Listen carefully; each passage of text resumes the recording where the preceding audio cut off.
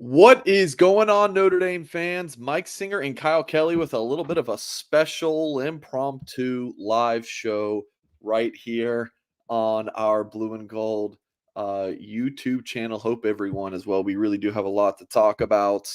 And I just texted Kyle like a half hour ago and I was like, yo, do you want to hop on a show? And he said, let's do it, dude.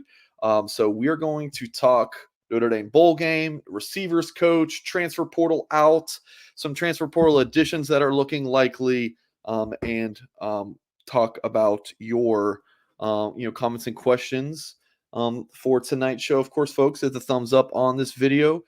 Subscribe to the channel for more content, and of course, you can go to blueandgold.com. Our current offer is $1 for 2 months if you're a new subscriber, and that is using the promo code UND, the letter UND1. So code UND1. Check it out over at blueandgold.com for all the latest conversation. Our blueandgold.com message board has gone absolutely berserk here in the past week. I mean, I haven't seen this amount of chatter on the message board, and some really good intel pieces, and just kind of keeping you guys up to date with all of the news.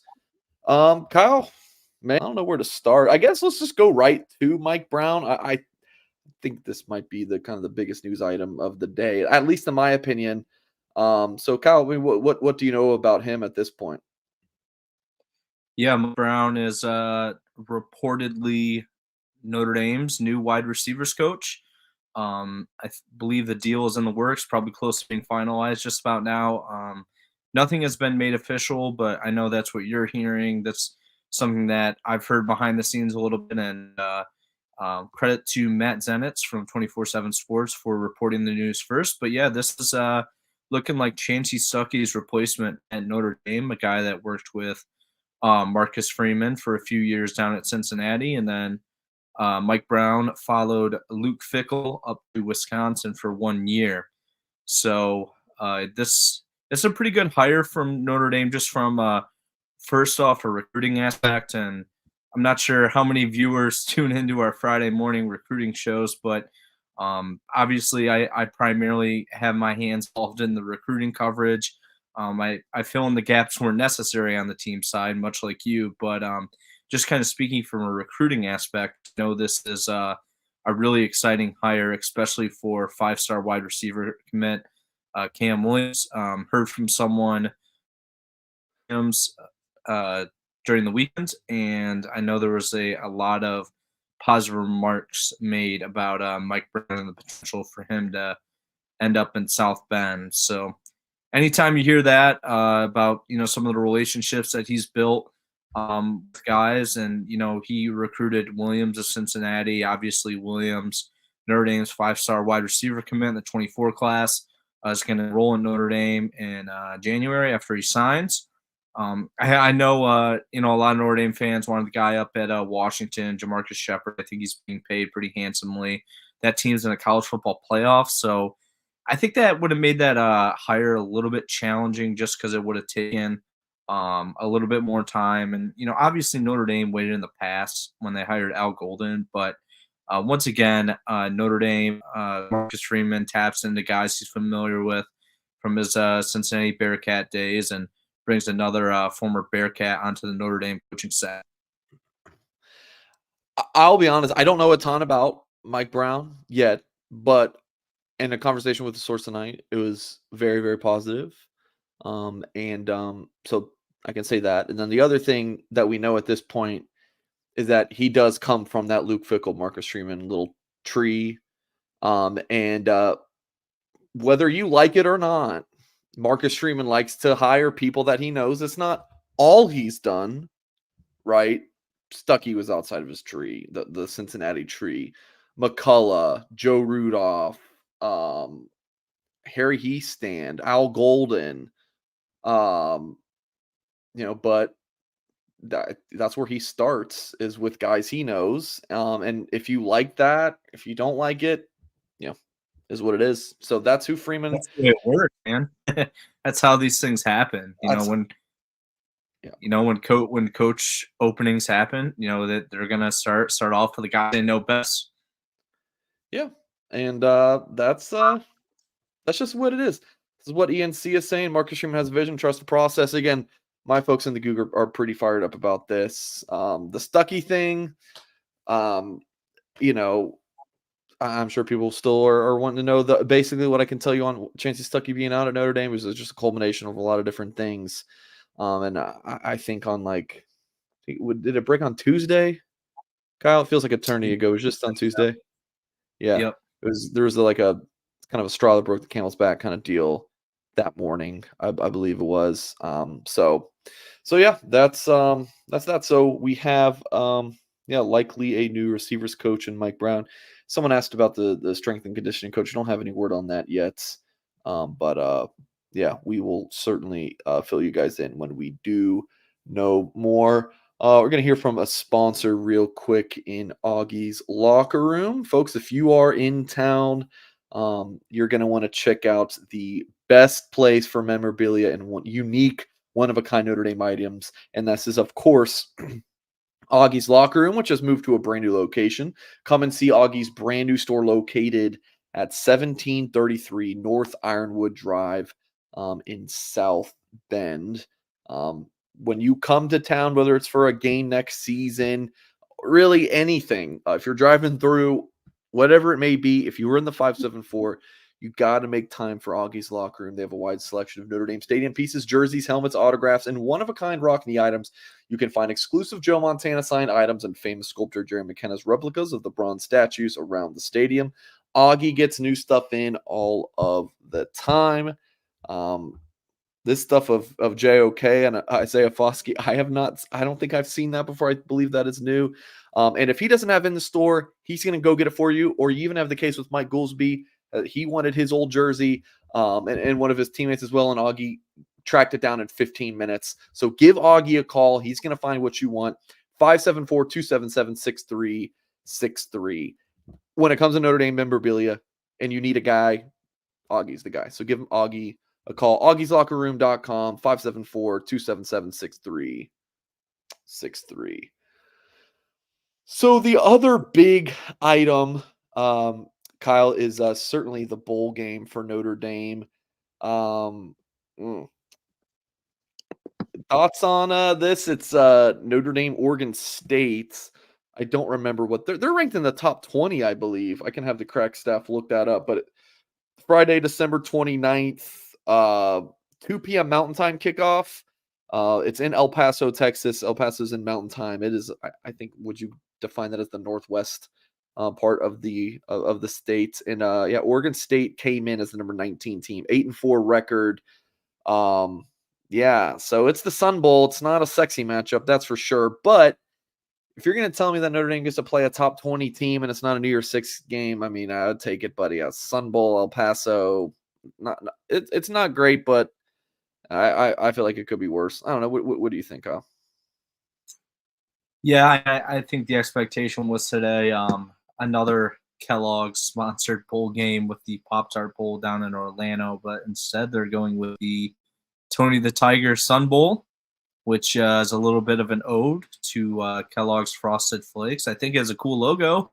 Might be the leading part of this bowl game, but yeah, man, with the way the college football's heading with the bowl games these days is they're kind of losing less and less meaning because so many players are not only opting out but entering the transfer portal. So like the bowl game itself doesn't really matter a whole lot. I mean, obviously you want to win it and those things. And I think for some of those programs here in Nebraska's of the world and some of those powered like Colorado, I know they're not bowl eligible, but for those programs like it's really important, exciting to achieve, bowl eligibility and then go play a postseason bowl game and win it and build momentum for your program. But I think these types of bowl games like aren't really huge from like a clout aspect. I mean, Notre Dame's a million a minor bowl game wins, and they went down to El Paso back in 2010, Brian Kelly's first year, I think, and they beat Miami 33-17. But yeah, this isn't too exciting. But I guess the positive about this, I mean, there's already, of course, possible with Notre Dame's bowl game eligibility, but they get a whole bunch of extra practices, which are going to be extremely important for the young guys. We'll certainly give Marcus Freeman and the staff a really good evaluation heading into next season. The transfer portal will wrap up in January, so they'll have another week about to kind of identify some needs, see where else on the roster they need to boost even after they add the 24 recruiting class. But I think that's basically my only take on it. That I'm not really too concerned about the bowl game, but at least Notre Dame gets a few extra weeks of practice. Yeah. Like I said, if it was not going to be a New Year's Six bowl, I mean, it wasn't going to be sexy. Like, did you really like, what was even the game in Jacksonville? It was Jacksonville, right, against South Carolina. They Yeah, change the damn names all the time. Gator that Gator Bowl. Bowl. Ooh, against a 6-6 South Carolina team. At least it's a ranked team. Now, here's the thing. Notre Dame is going to be without a lot of guys. It's already, 7, 8 guys under the portal. There's going to be more next Dude, I week. think we're up to 11. We might be up to 11 with Ryan Barnes from yesterday. Is it really? So I it's a think bunch. because the wide receivers got 4 of them, and so it's a lot. But here's the thing: Oregon State is going to be without their head coach and quarterback. Someone was mentioning in the chat earlier that they're starting running back Damian Martinez, and some of their offensive linemen are all going to be out. So it kind of brings us into another topic. I do want to kind of get your opinion, Kyle, and give my opinion on the college football playoff rankings and stuff. I don't give a whole lot of takes about college football outside of Notre Dame, but I figured we're all college football fans, so let's discuss it. Kyle, I forgot where I was going with that, my friend. College football playoff, your take, and I'll start with mine. No, but it was before that. Oh, I'm sorry. I got it. It's just bowl season. This is why I'm okay with 12-team playoff now, is because bowl seasons just sucks. Like, it's just not what it used to be. Growing up for me, I mean, every single bowl game I wanted to watch. And now, they're just not. Like, that's what I was not for the 12-team playoff. I liked it small because I wanted the bowls to stay important. But the way college football is now, you enter the portal right after your regular season's over, and you don't care about a bowl game unless you're playing for a college football playoff, maybe a New Year's Six bowl. So for me now, just 12-team, heck, make it 24. I don't care. Load it up. So, but yeah, let's go to the college football playoff, like you said. So, Michigan #1, Washington #2, Bama, Texas 3, Bama 4, and then you had FSU at 5, Georgia at 6.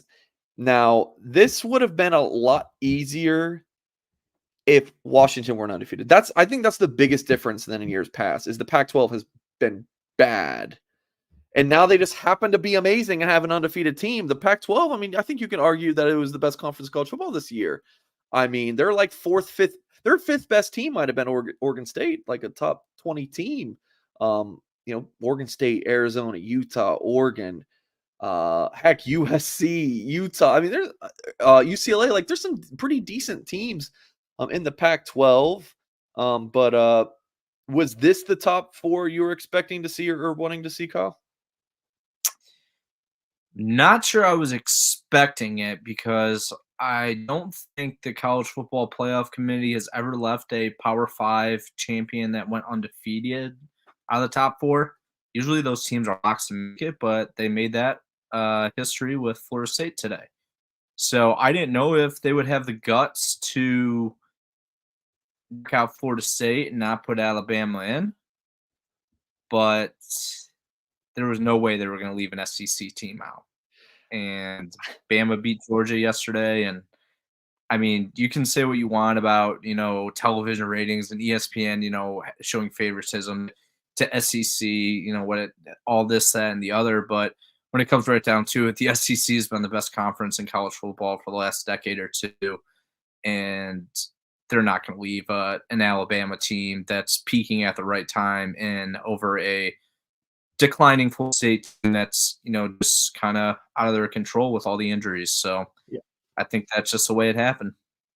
I did want to mention real quick on Oregon State. Thank you, Tyler, for this comment. He says Oregon State has not been very nice in Notre Dame in past bowl games. Stumped us in 2041-9. That was Chad Ochocinco, of course, Chad Johnson back then. TJ, who's your daddy? Of course, TJ Hujmanzada. And Mike Goolsby was a freshman at Notre Dame that season. And then in 04, 31-28. And yeah, like Tyler says here, luckily they don't have a coach or QB. Yeah, I actually covered Oregon State. That was my last gig before Notre Dame. I covered I ran a website called Beaver's Edge at Rivals. I don't really know any of the Oregon State players on the roster now. Yeah, Corvallis is not a bad place. I think Notre Dame should have the upper hand in that matchup. But I think Notre Dame actually might have. I mean, Notre Dame's going to have their quarterback. Oregon State won't. I think Notre Dame should be fine in that matchup and get a win, but we'll see. Yeah, and I think everyone kind of forgets that Oregon State, yeah, they lost their head coach, but they've already promoted their guy. I believe it's the DC that's going to be the head coach. I mean, obviously, there's still a coaching change and a transition, things like that. But it's not like there's someone entirely new where there's going to be an interim guy and then some random guy up in the press box, that they show on the camera during the game that this guy is going to be coaching the team forward and beyond. But that guy's going to be on the sideline. So that helps Oregon State out a little bit. No, it's exactly what Notre Dame did for their bowl game against Oklahoma State, right? With Freeman being elevated to replace Brian Kelly as the defensive coordinator. All right, anyone can cry the whole SEC Alabama thing. At the end of the day, the committee's job is to put the 4 best teams in there. They were in a total lose-lose situation, Kyle. You put in FSU, now you're not putting in. It's just not the 4 best teams. It's just not, because Florida State's a totally different team now. I actually have respect for the committee for the balls that they had to make that decision.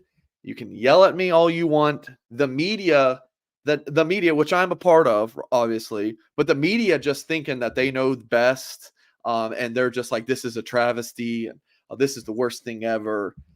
At the end of the day, dude, if Alabama played Florida State, I think we would all agree that they would curb stomp Florida State right now. It's just not a very good team. And so, Notre Dame fans, do you want Michigan just having a cakewalk to the national championship game? Heck no. Very glad to see it being Alabama. You couldn't put Alabama in there and not have Texas. So I was fine with Texas. I mean, Georgia being the 6, most years they would probably have snuck in at the 4. I feel like we've seen it all the time where an undefeated SEC team loses in the championship game for their conference and then still sneaks in. I feel like we've seen that a bunch. So I thought this was the right call. I think that I think it'll be Alabama, Texas for the national title game, and pulling for Tommy Rees. Hopefully, they get that one over Michigan, and it's gonna be. Those are two great matchups, Kyle. Should be good, man. Yeah, how about Sarkisian playing his former employer as I forgot who put it that way. Just because like the team that was never doesn't exist anymore in Washington, pretty much. I mean, it's completely different roster and all that. So former program in Washington in that game, and I think that these are two really exciting matchups. I'm pretty pumped about this. I think the committee got it right, like you said. These are the 4 best teams. I don't think I was going to be as excited with a Florida State in there, but like, awesome. Yeah, I mean, I feel like in years past, like there's always been that, one team that really doesn't have a shot to win it, like that, just like they're kind of like the outlier, and there's usually like 1 or 2 teams are real. I mean, all of them are really good, but I think this year 4 of those programs have a shot to win it, and I think that's evident by the spreads. I'm not exactly sure what the Texas Washington one.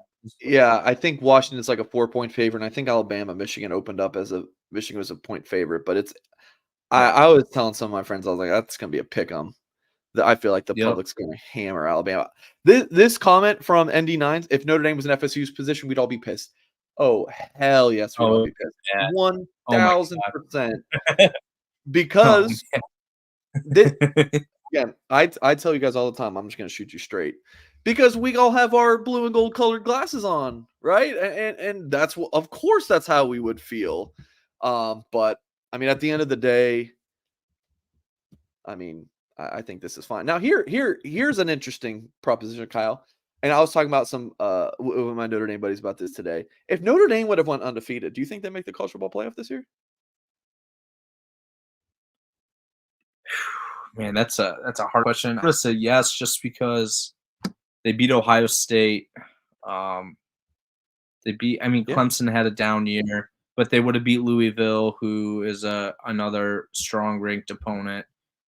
I mean, the USC win wouldn't have been as good, but oh man, that's a tough question. I really haven't thought about a whole lot, but I think unless if Sam Hartman was hurt, maybe not. But with a healthy Sam Hartman, I think Notre Dame would find its way in. All right, I'm going to start a poll in our live chat. Would ND have made this year's CFP if it went undefeated? And let's see what I'm really interested to see what you guys think. I think yes. I actually do think yes. An undefeated Notre Dame with a win over Ohio State, and I mean, yes, Clemson and USC both ended up being down, but I still think it was a pretty strong schedule. Louisville, being a top 20 team. So I don't know. See what you guys think in the YouTube live comments.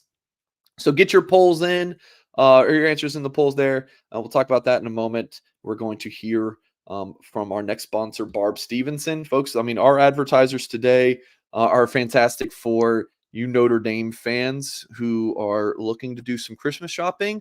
And I know a bunch of Irish fans have already purchased some Barb Stevenson art.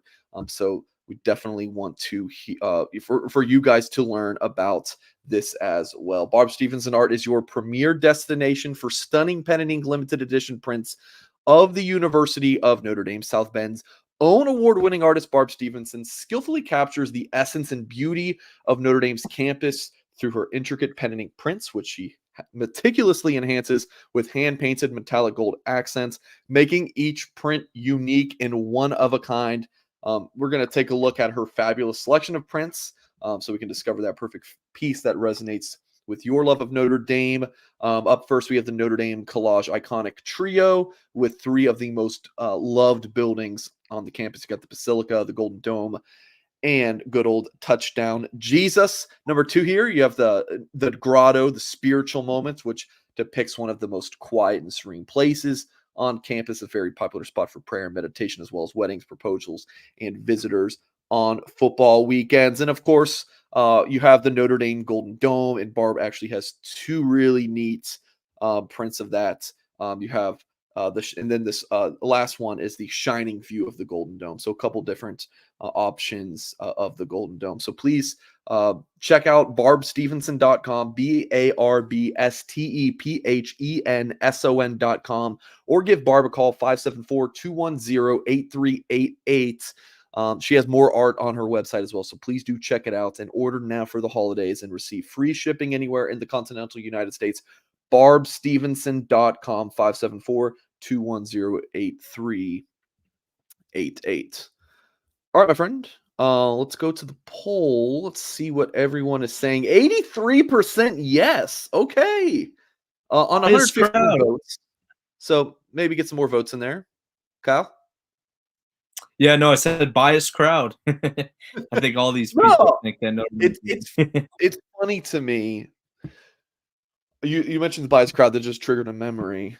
It was sort of recent, but like it's like when Notre Dame fans, like we see a majority of what Notre Dame fans are saying. There's always outliers, but like between Twitter, message board, YouTube comments, like we have a pulse on the program. And when you guys are like freaking out about some kind of news, like you're just really passionate about it, you have to be passionate about it. But if someone takes it a little bit more passionate than you and overreacts a little bit harder, you guys jump on that person and you're like, how dare you freak out to that extent?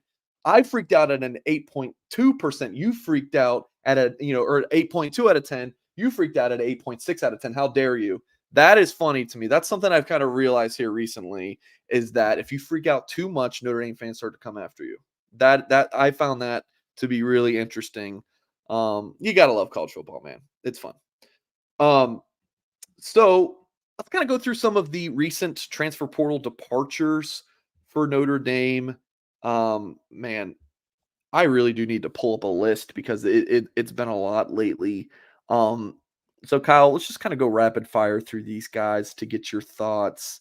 Most recently, this on December 2nd, Ryan Barnes, class of 2021 defensive back, really liked him out of Gaithersburg, Maryland, Quince Orchard High School. Picked Notre Dame over Michigan, Penn State, Clemson at the time was a really nice get for the Irish, but just never broke into the receiver, or excuse me, the cornerback rotation. I thought he could play safety for the Irish. Just never really broke into the rotation, and not really a surprise to see him entering the portal.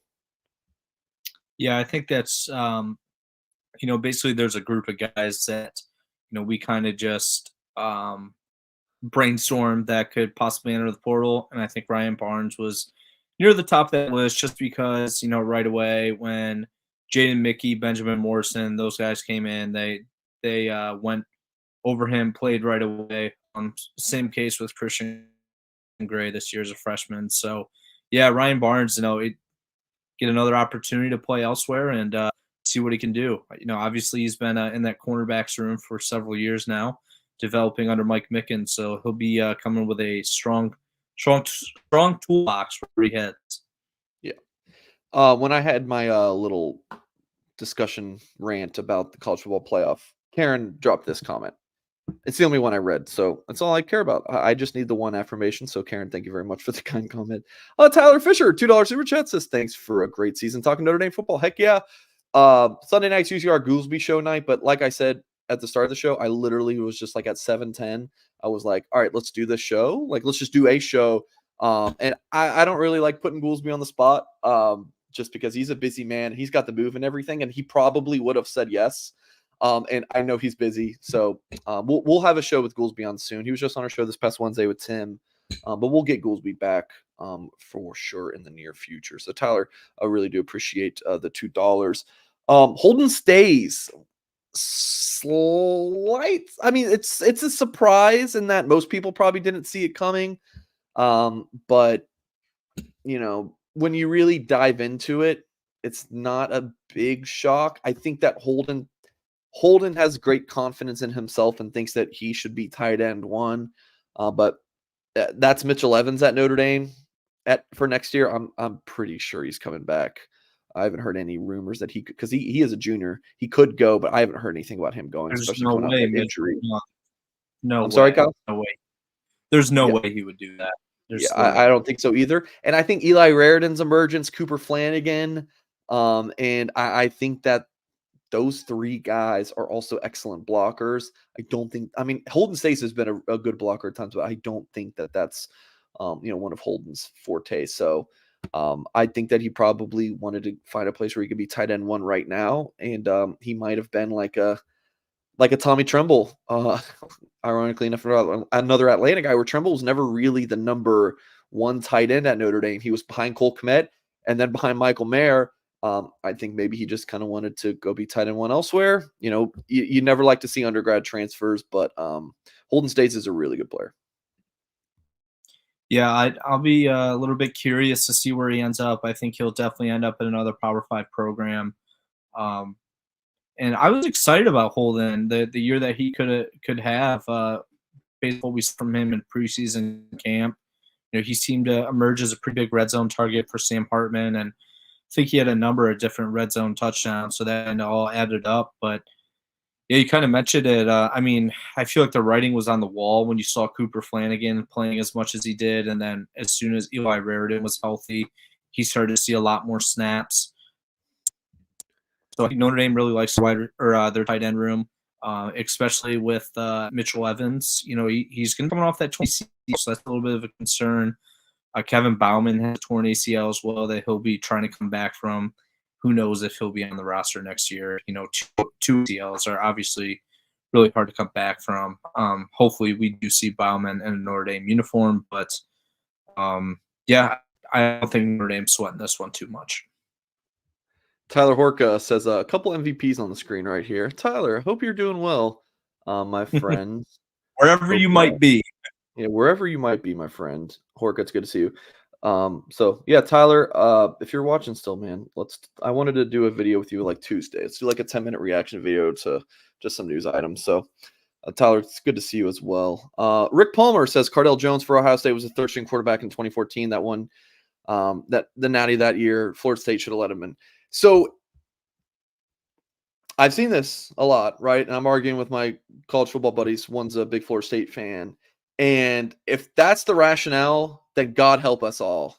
If like that's it, like maybe we should let Florida State in, even though we've seen 2 games without Jordan Travis and the offense stunk.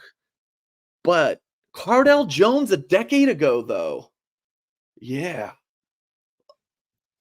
I think most years that they probably would have been a shoe in. Um,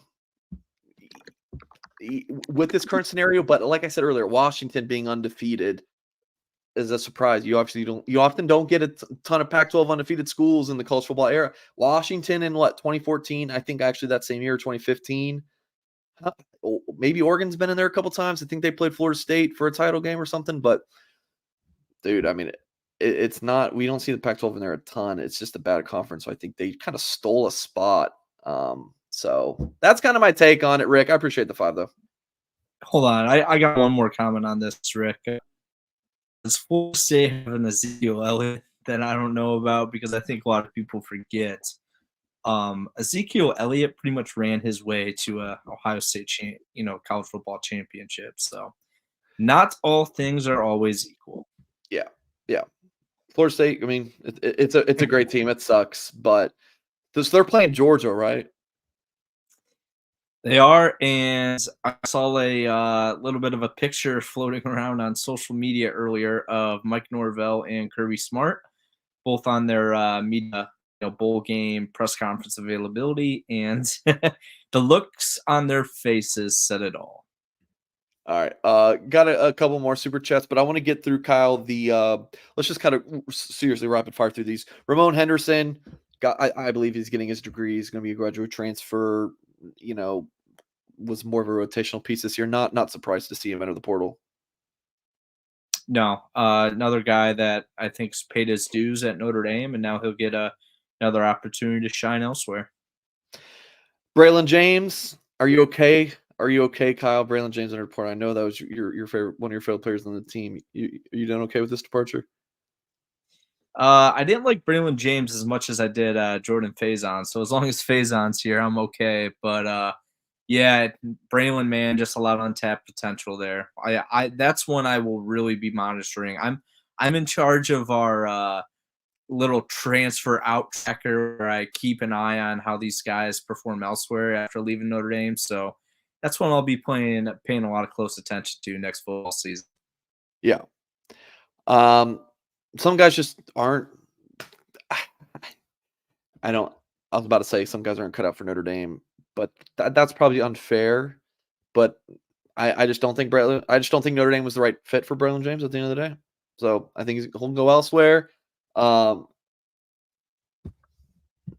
didn't see it like you did, Kyle. I think he's an intriguing talent, but I just don't think he was going to work out at Notre Dame. And we'll continue on. Let's see. Merriweather, not a big surprise either, to be honest with you guys. I just don't think that, I kind of like Braylon James, just don't think he was loving the Notre Dame life. You can tell me it was because he hated Chancey Stuckey. Well, then why did he leave after Stuckey got fired? I think his mind was just made up that he wanted a fresh start. So yeah, Merriweather, another really good talent, but wants a fresh start. And I think probably what you just said about James, you'll say about Merriweather as well in terms of wanting to monitor him. Yeah. There's some untapped potential with both those guys. I hope wherever they might go that it can be brought out of them. Yeah. And I then think Rico. it will. Yeah, and then Rico was the other one who we have. It's been at least in the past few days, and we haven't talked about him really much on the Blue and Gold YouTube channel in terms of having a show since his departure. So that I think you said what's close to 10 or so. Yeah, Rico's the one that stings the most. Now, if it was catastrophic, like my boy Tyler Horka said, I don't know about all that. But this loss stings. This one was all the other transfers were not a shock to Notre Dame. This one they didn't see coming, and it absolutely hurts the most. Ian Book is in the chat, and he says it the most. I'm just kidding. It's not Ian Book, but he looks like Ian Book, doesn't he? Josh, good to see you. Yeah, Rico stings for sure. Yeah, it's a tough loss. I mean, I think he was going to have a really solid career at Notre Dame. Maybe not a number one guy, but a number 2, 3 who catches a lot of passes and is a chain mover and got some dog in him. I love Rico Flores. This is tough, but yeah. I mean, Notre Dame was going to have to regroup at the receiver position for sure. This is the one that makes the least sense of all the guys that have entered. Getting a phone call. Let me try to silence that. Can we Okay. turn our phones on silent, please? Yeah, that's my good old MacBook. So yeah, this is the one that makes the least sense just because he saw so much opportunity at Notre Dame. I think he ended up leading the wide receiver core in snaps. Was up there with Notre Dame's leading wide receivers. Just he was going to have another big role next year, and for every year he was at Notre Dame. And I know this is so. Let me reason with Tyler Horka a little bit because I understand where he's coming from because he covered Rico pretty in depth and did a pretty eye-opening story on him during the season. And I think Rico is someone that's embraced Notre Dame and he really grew at Notre Dame in the 2 semesters that he was there. I think that Notre Dame was very valuable for him. And I later on in life, Rico's going to look back on his decision and he's going to realize and it was an emotional one. And I think he's ended up he stayed at Notre Dame. That's just my personal thought of it. I think Notre Dame would have been really good for Rico for a few more years. So I'll be curious to see where he ends up because that'll say a lot about what was on his mind when he transferred. I mean, honestly, this is a guy I would love Notre Dame to try and get back in the fold, but I think once these guys enter the portal, their minds are made up. They're not coming back. That's just really disappointing. Yeah, never say never, but if Notre Dame was to go get a guy back out who entered the portal, which they can't do, I think it would be Flores, just in terms of because I think Notre Dame would push the hardest for him, and I don't think they might with some other guys. So we'll see. We'll see. I haven't heard anything that Notre Dame would be able to do that or is planning to or what, but Yeah, usually once those, yeah, once those usually. guys, yeah. I think Freeman got like was it DJ Brown? Or I know it was Houston Griffith and maybe one other. They entered the portal and they came back. Sorry, I just got some cat hair in my mouth. But yeah, okay. Super chat times. Wicked Bronco Productions. Mike, if you had to give a percentage chance on Notre Dame landing Chris Mitchell, what would you say? I would say Wicked Bronco Productions. You know me well enough to, and you know that I don't like doing percentage. But I think Notre Dame is sitting in a really good spot for Chris Mitchell, the Florida international receiver transfer, who was just on campus this weekend. We will talk about those guys in the next segment of our show. And also, any reason we haven't offered Jamori Macklin academics. I think that's the North Texas kid. That when a high school recruit gets an offer from Notre Dame, they post it on Twitter. It's not really the same with transfer. Notre Dame could be going after Macklin. We just don't know about it yet. So that's what I would say to that. Yeah, we'll see. I definitely expect Notre Dame to get 2 transfer portal receivers. Who knows? Maybe they could get 3. But I think Chris Mitchell, there's a decent shot that Notre Dame gets him. Peter Pye, $2 super chat. Mike, do you see Notre Dame targeting Will Sheppard? I don't know who Will Sheppard is. I know about the guys when they enter the portal, like if Notre Dame goes after them and then they're in their portal, but I don't know who Will Sheppard is. You know who Will Sheppard is, Kyle? I wonder if he met Will Howard from no, but Will Sheppard, he just entered portal. He's from Vanderbilt. Oh, yeah. Wide receiver. Okay. I did see he is that. a senior. So. I have no idea. We'll see. I could see them going after any graduate receiver, really. Yeah. I think a little too early to tell. I think we'll probably better idea maybe tomorrow. Yeah. In terms of like Mike, do you see this happening or what? Dude, I will let you guys know when I know and can report it. Trust me. Wicked Bronco Productions, another 10. Appreciate you, my friend. He says, I don't understand how the ACC can kick Notre Dame out of any bowl game they want. I would hope Notre Dame wouldn't agree to that as part of their contract. The fact NC State gets a better bowl game is BS. Cut ACC ties. Yeah, that whole ACC bowl game thing was a total shit show, if I can say that. Like, it seemed like the Florida State not getting into the college football playoff really ruined some plans. I guess everyone was really expecting that to happen. So very strange. But at the end of the day, dude, Notre Dame as a 9-win team. I mean, a better bowl game. I mean, what does that even mean? If you're not talking about a New Year's Six game, to me, it's kind of whatever. But I mean, I guess playing in El Paso is not ideal, but whatever. Kyle, any thoughts? I wish I knew a little bit more about the bowl selection process. I mean, I know that there are a number of games that Notre Dame can go to every year, and I know that there was a number of bowl games they could have gone to this year, and it seems like Notre Dame did get the lower end of the total poll with the ACC teams. Of course, Notre Dame plays like 5 ACC games per year as a remit conference.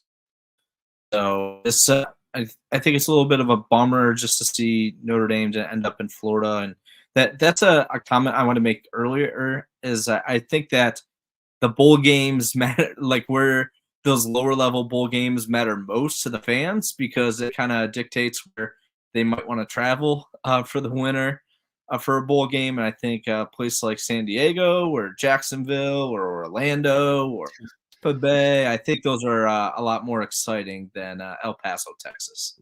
Yeah, for sure. Jacksonville sucks. But It's in Florida.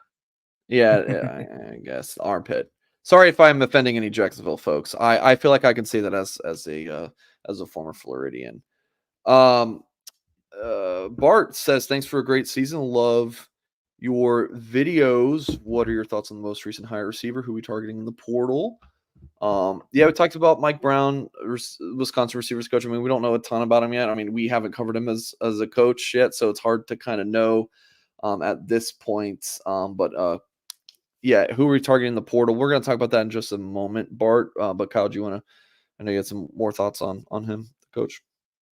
Yeah, on Coach Brown. Yeah. So the really exciting part is when the last few years did produce 3 NFL draft picks, the most notable one being Alec Pierce, who went in the second round for the Indianapolis Colts 2022 NFL draft. He actually had a pretty big day today in the Indianapolis's overtime win over Tennessee.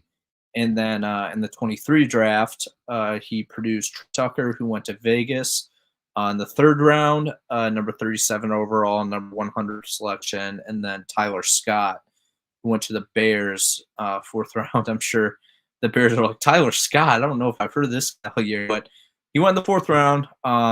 That's more wide receivers Notre Dame has had drafted in how long? I can't even name off the top of my head the last wide receiver Notre Dame got drafted. I want to say Will Fuller. I'm probably embarrassing myself. It's probably someone after that. But last receiver I guess Notre Dame? No. Kevin Austin. Did Kevin Austin get drafted in late? I mean, Claypool. Yeah, I mean, Claypool in 19. Saronic, I think, was in the 7th rounds. Right. But anyways, yeah, not ideal. Obviously, not a lot. Right. So I'm excited about the hire. Yeah. Bart, appreciate you. Rick, 20 bomb, thank you very much. He said the argument doesn't hold. Look at conference championship between Michigan and Iowa, 26-0.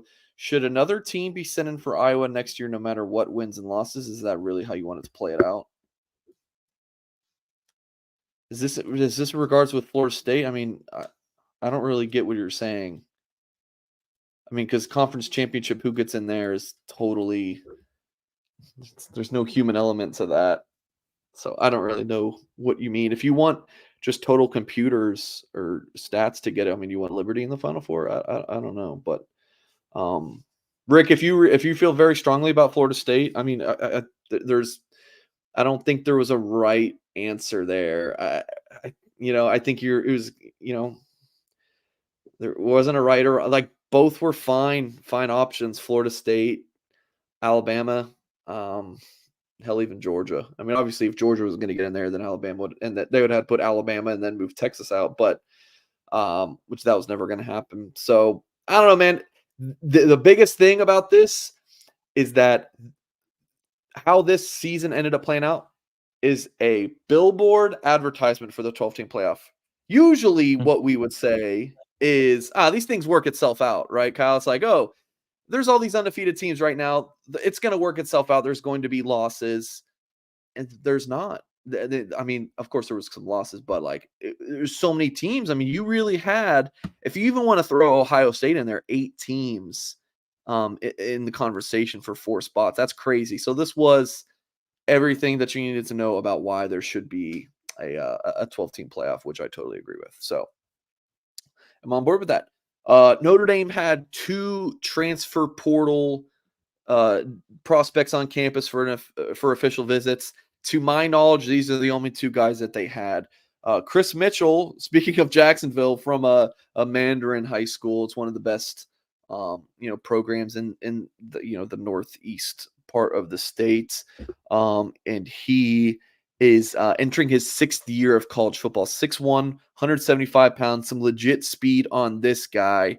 And yeah, he was a redshirt junior in 2022, redshirt senior. So 5th year in 2023, and then entering his 6th year. So he's just at Notre Dame this past weekend, and do like Notre Dame here. So that was some news we reported at Blue and Gold Saturday afternoon. Chris Mitchell, Florida International wide receiver, speedy guy. He can stretch the field for the Irish. So I like Notre Dame here, Kyle. Do you have any other thoughts you wanted to talk about? Well, on 3 we have a pretty cool tool where they rank all the transfer portal players, and right now, I think we probably should have said earlier. The transfer portal for undergrads does not officially open until Monday. So guys like Tobias Merriweather, Braylon James, Rico Flores, Ryan Barnes, their names officially won't appear to the portal until Monday, whereas the grad transfers like Ramon Henderson, Chris Tyree, those guys, they're already in the portal because of grad transfer. You can transfer or enter your name into the portal at any time, I believe. So this list is going to grow a significant amount. Right now, I think On3 has about 450 guys or something in the portal. I don't know if they've ranked all of them, to be honest. I can't imagine they have.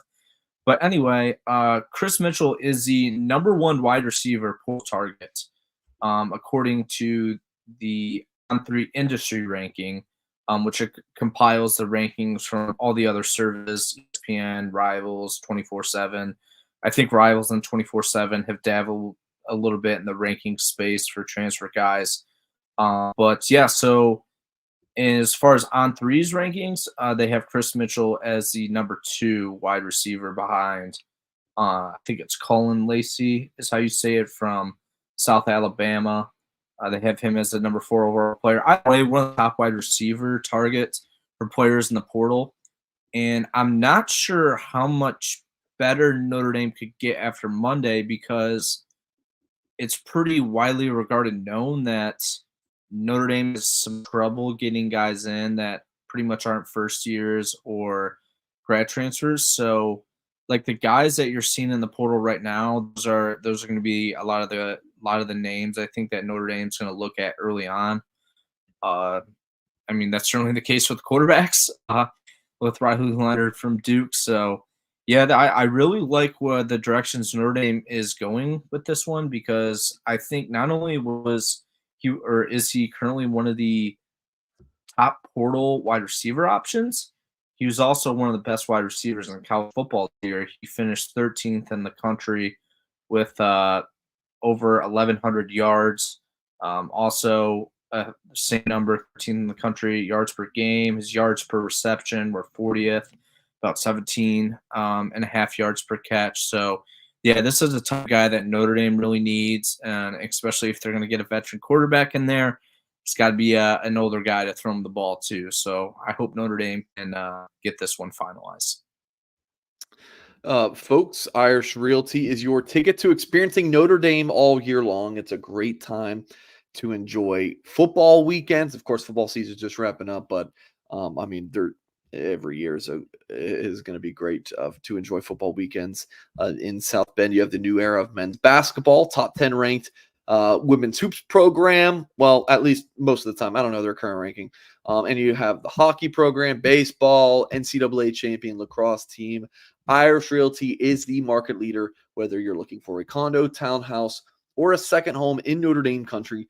Check out the affordable Eddie Square townhomes, 3-story units starting in the mid 300s, Brennan's View luxury condos near Eddie Square, or Echo Villas, 4 and 5 bedroom upscale retreats. So, folks, whether it's for pure enjoyment or an investment property opportunity, Irish Realty has you covered in the Notre Dame market. Check it out, irishrealty.net /walk to ND. So it's walk -2 ND. We got it popped up on the screen for YouTube audience. So please do check that out if you are interested. Give them a call, 574-360-2569, irishrealty.net. Couple comments real quick. Sean Holland says, what are the chances Notre Dame gets CJ Williams along with Mike Brown? I love this question. I knew this was going to come up. It's come up all night long. And here, all night long, all night. And here's the thing. I love this because we get a little people in transfer portal palooza forget about some rules. How about CJ Williams has already used his one-time transfer rule? He can't transfer again until he gets his degree. If he does, he's got to sit out a year. Remember that whole thing about sitting out a year if you transfer? How about like if you played a snap, you lost your red shirt? College football is just crazy town now. It's so much different than it used to be. Yeah, he already uses one-time transfer. He signed with USC in the 2022 class, so he played there in 2022.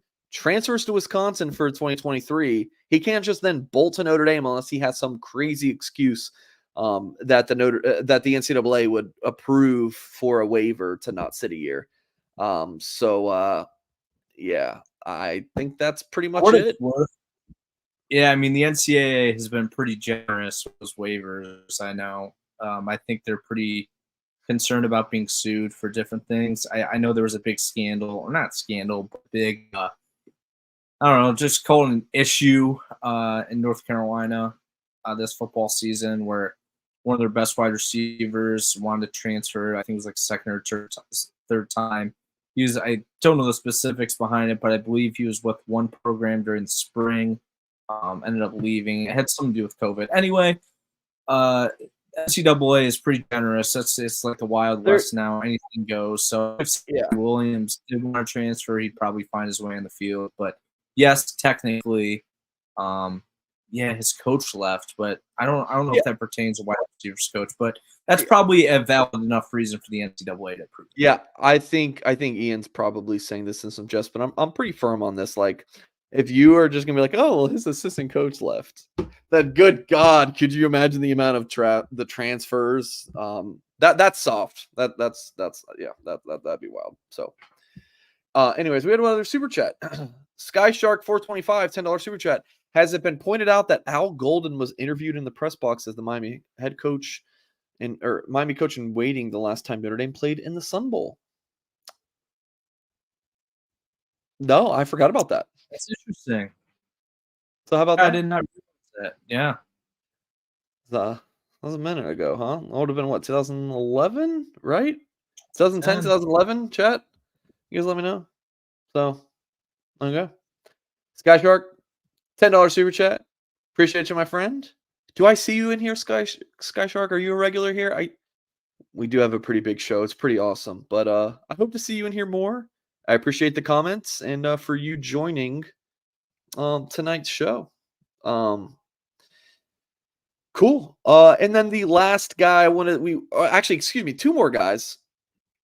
The other transfer portal name to know that was on campus this past weekend, or in terms of the only other guy that I know was on campus, was Jordan Clark, 5'10", 185 pounds, Baton Rouge, Louisiana.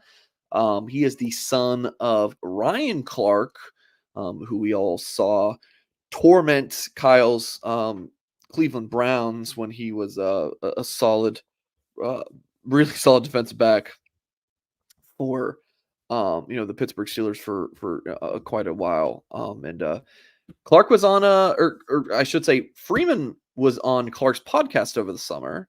So there's clearly some kind of relationship there. And then I believe Thursday, Jordan Clark, his son, who's going into his 5th year, I believe, entered the transfer portal, and the Notre Dame had him up on a weekend visit. So I think Notre Dame gets him, and Kyle a likely kind of like for like replacement in terms of position and skill set of Thomas Harper. So yeah, I think that Jordan Clark is to Notre Dame is probably a pretty good shot there. So, do you have anything you want to add on that, Kyle? Yeah, I really like this guy as another nickel guy to replace Thomas Harper. I don't think Notre Dame really has one of those guys on their roster.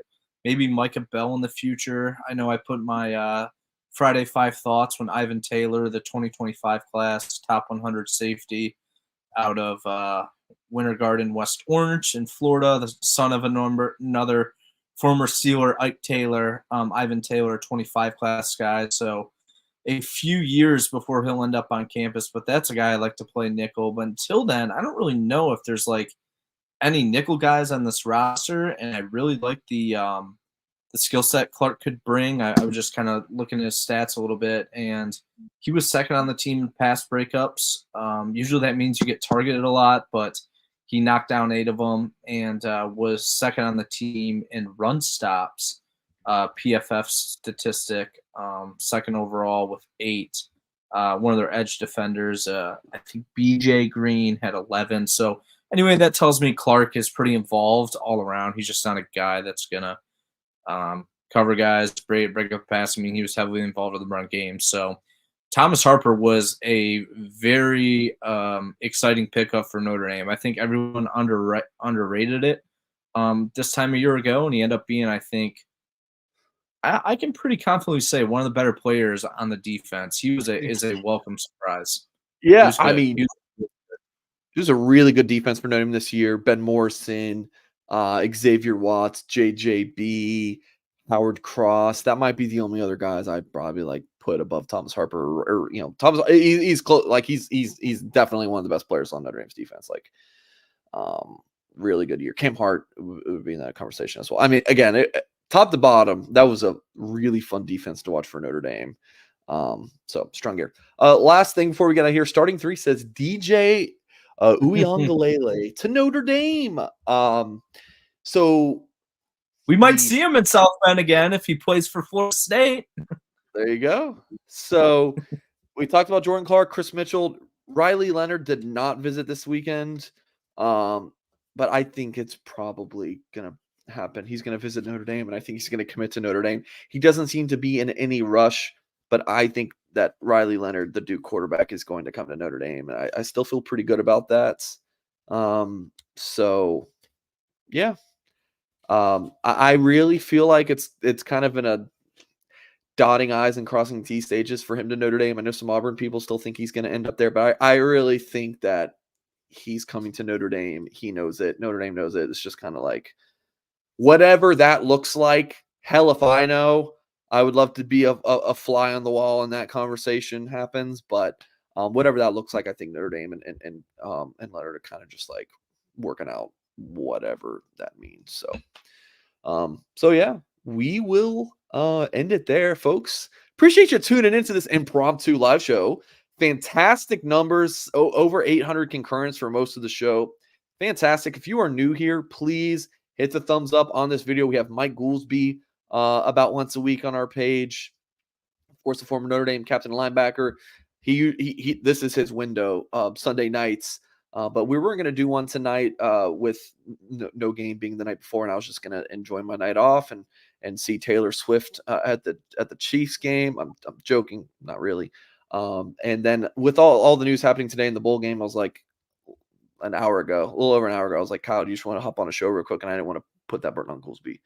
But yeah, we do that show. We got the Tim Hyde show Wednesday nights. Tim Hyde's a former high school head coach, some big time ball in California, and a lifelong Notre Dame fan and Marine, a former Marine. So his shows are fantastic. Kyle and I do the Wednesday show, Friday morning show, Kyle, 10:30 a.m. Eastern time. We might need to move that. Your boy likes to have more coffee time in the morning. But 10:30 a.m. Eastern time on Fridays, and then we do various other videos and stuff on our YouTube page right here. So please do check those out, and of course, go to blueandgold.com, everyone. If you want to sign up for our message board and read all of the premium articles, it's just $1 for 2 months of access using promo code UND1. Actually, a quick comment here from Keith. Have Hyde and Goolsby kissed and made up yet? Literally, that night, I mean, they were texting up a storm, and I'm in on it. No, they literally were not even upset with each other at all. Karen says you are not a Swiftie singer. I am 1000% a Swiftie. So that's that. Appreciate everyone for tuning in. Kyle, great work tonight, my friend. Appreciate your availability. And as always, folks, we will catch you next time.